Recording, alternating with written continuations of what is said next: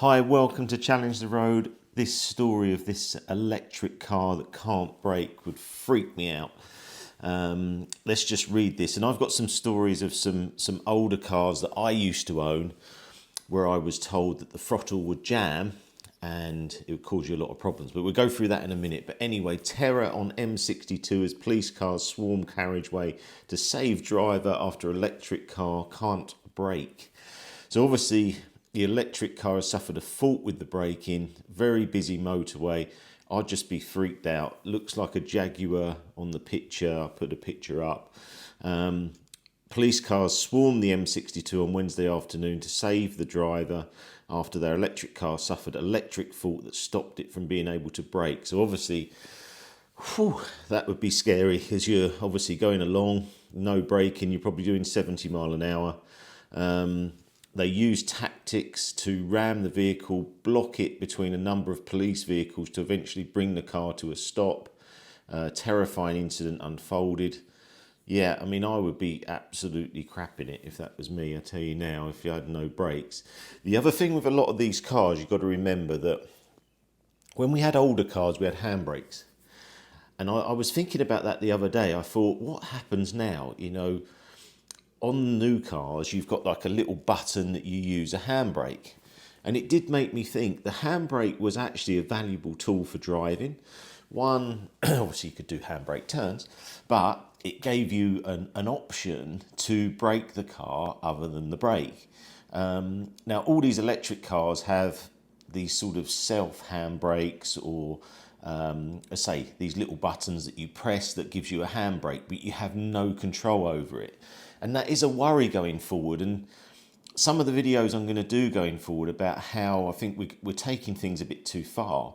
We remove the handbrake maybe for room and space and it looking better, but actually it's a valuable tool to a car because you have no option here.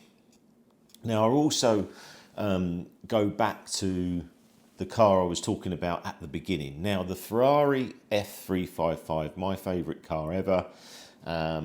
Always wanted one, managed to get one. And after I sold it, this would have been back in 2002.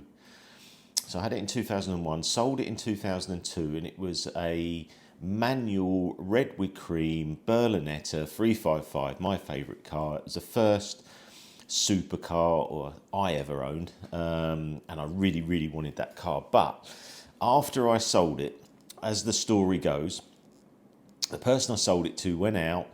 About a few days later, he bought some phones from me, come back in, and he said, "Richard, I had a close escape." I said, "Well, what happened?" He said, "Well, the throttle jammed on the 355." And I'm like, "Okay, what did you do?" He said, "Well, I managed to control the car with the brake and the thing, and I managed to turn the key off."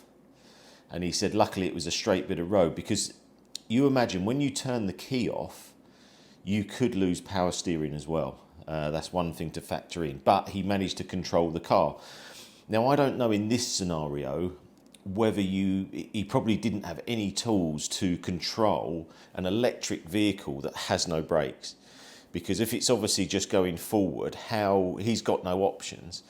At least with the older cars, you could maybe turn the key off. I don't know if you know, or someone might know, what would happen in an electric car if you just turn the stop-start and you're doing 70 mile an hour. Well, don't try it, obviously, but I don't know what would happen. But obviously, you could turn the engine off, but how do you turn an electric car off when you're going along? I assume it probably wouldn't let you turn it off.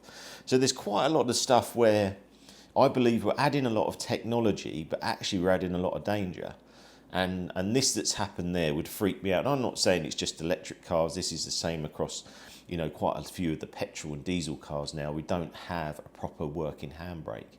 And it's just making me feel like, should I stick with some of the older cars for now?